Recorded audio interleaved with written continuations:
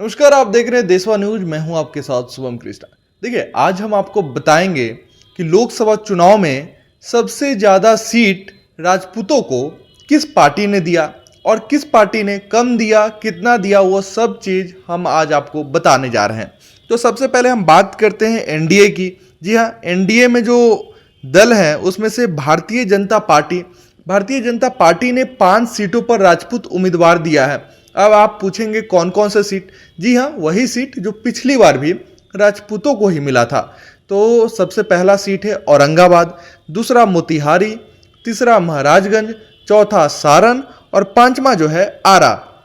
आपको बताते चले, औरंगाबाद से सांसद है सुशील कुमार सिंह, मोतिहारी से सांसद है राधा मोहन सिंह, सारण से सांसद है राजीव प्रताप रूढ़ी और आरा से सांसद है आर के सिंह और सारण से सांसद है राजीव प्रताप रूढ़ी।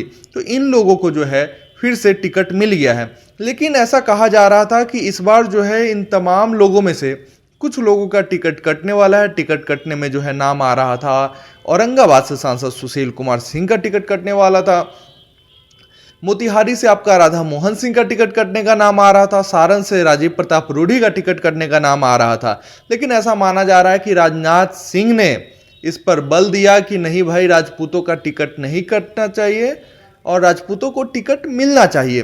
अब बात करते हैं कि सिर्फ ये तो 5 हुए। अब जनता दल यूनाइटेड, जी हाँ, नीतीश कुमार की पार्टी ने कितना सीट दिया?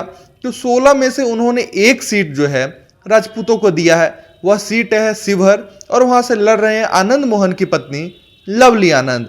अब एक और सीट वो है चिराग पासवान के पास, वैशाली लोकसभा की सीट, और वहां से वही वीणा देवी को फिर से उम्मीदवार बनाया जा रहा है। जिस वीणा देवी ने, जब चिराग की पार्टी को तोड़ा गया था तो वीणा देवी ने चिराग की पार्टी को छोड़कर पशुपति कुमार पारस के साथ जाने का निर्णय लिया था। लेकिन चिराग पासवान अब इस बात का सफाई दे रहे हैं कि भाई, वीणा जी ने समय रहते हमारी पार्टी में आ गई थी और जब हमारी नानी का देहांत हुआ था उस समय वीणा देवी न सिर्फ पॉलिटिकली हमारे साथ जुड़ी थी बल्कि पारिवारिक तौर पर भी जुड़ी और माता जी से भी मिलते जुलते रही। तो इसीलिए जो है उनको फिर से टिकट दे दिया गया। कुल मिलाकर अभी एनडीए के 40 में से 7 सांसद राजपूत है और इस बार भी 7 सांसदों को जो है, 7 प्रत्याशियों को जो है टिकट मिला है और मौजूदा सांसद जो है उनको प्रत्याशी बनाया गया है और वो 7 है, भारतीय जनता पार्टी और एनडीए। भारतीय जनता पार्टी ने अकेले 5 उम्मीदवार राजपूत उम्मीदवार दिया है।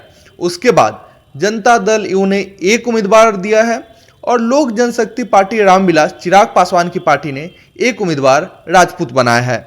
अब बात करते हैं आरजेडी से। पिछली बार कुल मिलाकर महागठबंधन ने 4 उम्मीदवार उतारा था। महाराजगंज से रणधीर सिंह को, वैशाली से रघुवंश प्रसाद सिंह जो कि अब दिवंगत हो चुके हैं, अब हम लोगों के बीच नहीं हैं, बक्सर से जगदानंद सिंह को और पूर्णिया से जो है कांग्रेस के उम्मीदवार उदय सिंह उर्फ पप्पू सिंह थे। आपको बता दें, वैशाली से जो है इस बार मुन्ना शुक्ला को टिकट दिया गया है। बक्सर से जगदानंद सिंह खुद नहीं लड़ रहे हैं, उनके बेटे चुनाव लड़ रहे हैं, सुधाकर सिंह। इनके अलावा किसी और राजपूत का नाम सामने नहीं आ रहा है। एक और राजपूत का नाम है वो रामा सिंह, वो भी कई दिनों से जो है लालू प्रसाद यादव से टिकट की मांग कर रहे हैं, लोकसभा चुनाव का दम भर रहे हैं। उन्होंने अपने शक्ति को दिखाया है और पटना में शक्ति प्रदर्शन भी किया है रामा सिंह ने। तो अब कयास ये लगाए जा रहे हैं कि शिवहर लोकसभा, जहां से आनंद मोहन की पत्नी उम्मीदवार है, वहां से कयास लगाया जा रहा है कि रामा सिंह को वहां से टिकट दिया जा सकता है। हालांकि बीच में यह भी कहा जा रहा था कि वैश्य का टिकट काटा गया है भारतीय जनता पार्टी से, तो वहां के लोगों में, वैश्य समाज में आक्रोश है। तो वह आक्रोश जो है इस बार शांत करने के लिए रितु जायसवाल का भी नाम सामने आ रहा था। लेकिन ऐसा कहा जा रहा है कि लालू प्रसाद यादव ने सबको समझा बुझा लिया है, मुन्ना शुक्ला को वैशाली दिया गया है। हालांकि रामा सिंह जी वैशाली भी चाह रहे थे, वैशाली या शिवहर दोनों में से कोई 1 सीट चाह रहे थे, लेकिन उनको जो है शिवहर सेट किया गया है और रितु जायसवाल को हो सकता है तो सीतामढ़ी से चुनाव लड़वाया जाएगा। और कांग्रेस से हमेशा चुनाव लड़ते थे और वहां के दावेदार हैं औरंगाबाद से निखिल प्रताप सिंह, पूर्व राज्यपाल हैं और औरंगाबाद जो है राजपूतों का गढ़ कहा जाता है, चित्तौड़गढ़ कहा जाता है।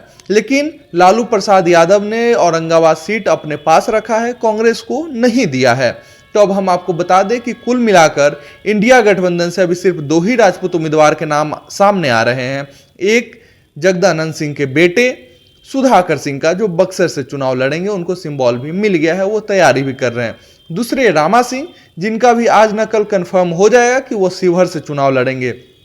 तो 2 ही राजपूत कुल मिलाकर इंडिया गठबंधन से अभी तक जो है सामने जो देखने को सुनने को मिल रहा है, यही 2 राजपूतों को जो है इंडिया गठबंधन से टिकट मिलेगा।